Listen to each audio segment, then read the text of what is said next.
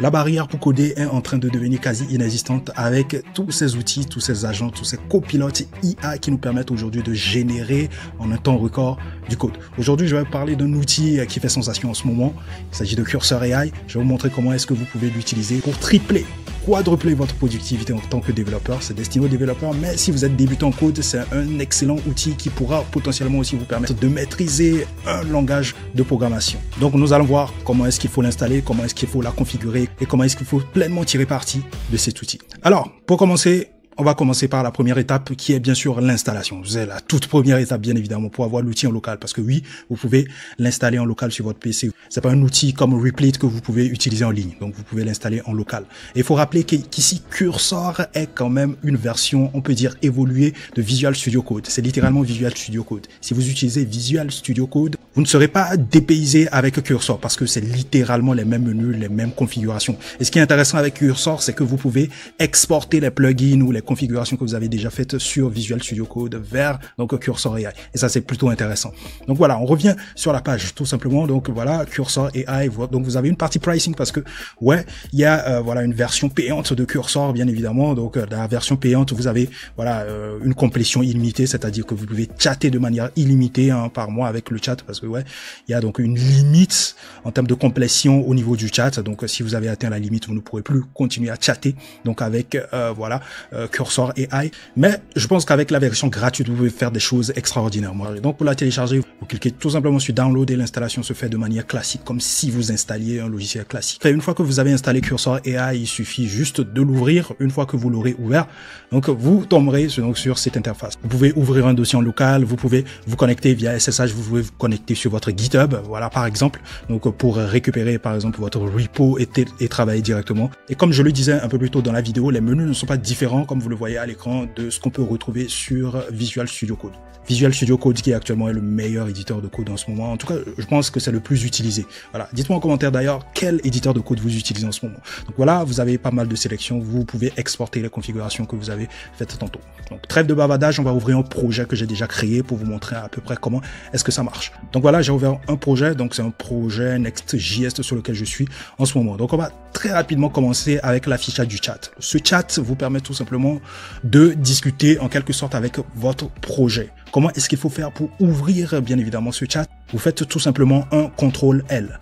Donc une fois que vous faites CTRL-L, donc il y a un nouveau chat qui s'ouvre littéralement. Donc, vous pouvez cliquer sur une discussion que vous avez eue et continuer tout simplement la discussion. Là, on a un nouveau chat qui s'affiche et donc j'ai la possibilité donc de chatter en quelque sorte avec mon projet. Donc tout simplement à ce niveau, donc au niveau du chat, vous avez la possibilité de sélectionner le modèle de langage que vous voulez utiliser. Le Claude 3.5 Sonnet, pour moi, c'est le meilleur modèle en termes de génération de code, en termes de gestion de code en ce moment. Côté code, il n'y a pas photo. Voilà. Je sais pas pour vous, je sais pas quel modèle de langage vous utilisez pour générer du code, mais en tout cas, si vous trouvez meilleur que le Claude 3.5 Sonnet, dites-le moi en commentaire. De toutes les façons, c'est le modèle qui sera choisi par défaut une fois que vous aurez donc installé Cursor AI.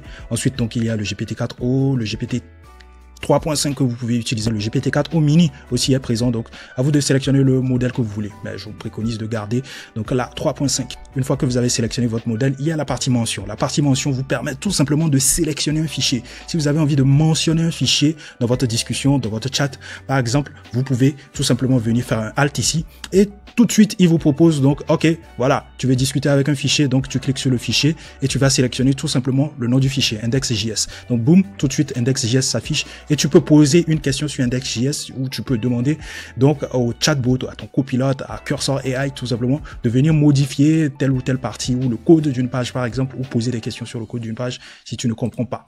Quand vous faites le Alt, il n'y a pas que les fichiers, il y a aussi les dossiers, donc vous pouvez discuter avec un dossier précis, un répertoire précis dans votre projet. Vous pouvez aussi référencer aussi des éléments sur le web pour pouvoir améliorer votre projet. Donc, vous pouvez cliquer sur Web, par exemple, et lui demander d'aller chercher sur le web des informations sur tel ou tel sujet. Vous pouvez chatter avec Git et vous pouvez chatter avec votre code base. Votre code base, en fait, tout votre projet en quelque sorte. Donc, on va lui poser, par exemple, la question pour un exemple parce que jusque-là, on n'a pas fait d'exemple. Donc là, tout de suite, je lui dis, where's the main page of the project? Et donc là, tout de suite, il m'affiche donc la page principale de mon projet. Donc, tout simplement, ce qu'il a fait, il a cherché dans tout le projet, dans tous les répertoires du projet, les relations, les liaisons qu'il y a entre, voilà, les différentes classes classes de mon projet. Il a essayé de regarder un peu toute cette relation-là, l'arborescence de mon projet, les dépendances de mon projet, et m'a fait sortir donc ce que je lui ai demandé dans ma requête, c'est-à-dire la page principale de mon projet qui n'est nul autre que l'index.js.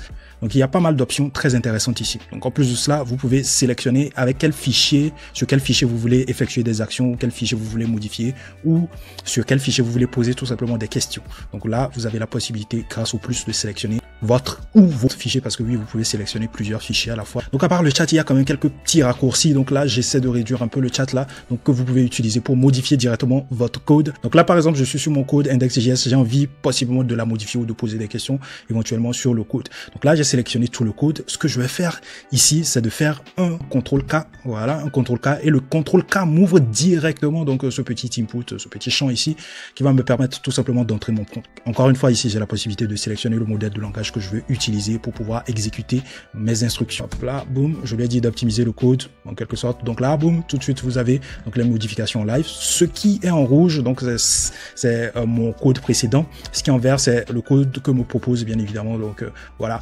Cursor AI, voilà le code que je dois rajouter, modifier. Donc une fois que tout est modifié, là j'ai un petit bouton contrôle accepte. Donc vous pouvez faire un contrôle entrée pour accepter, ou soit cliquer tout simplement sur voilà ce petit bouton bleu pour pouvoir accepter donc la modification que vous propose donc Cursor AI. Donc on va cliquer dessus, accepter la modification tout simplement, et donc le travail est fait. Donc je fais un contrôle S et c'est bon.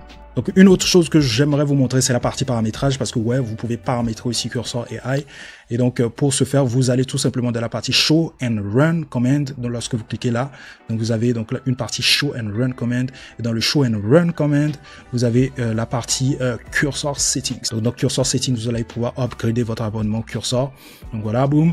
Donc vous upgradez, vous avez la possibilité d'importer aussi des extensions que vous avez sur votre VS Code. Hein, voilà, parce que VS Code et Cursor, c'est un peu lié.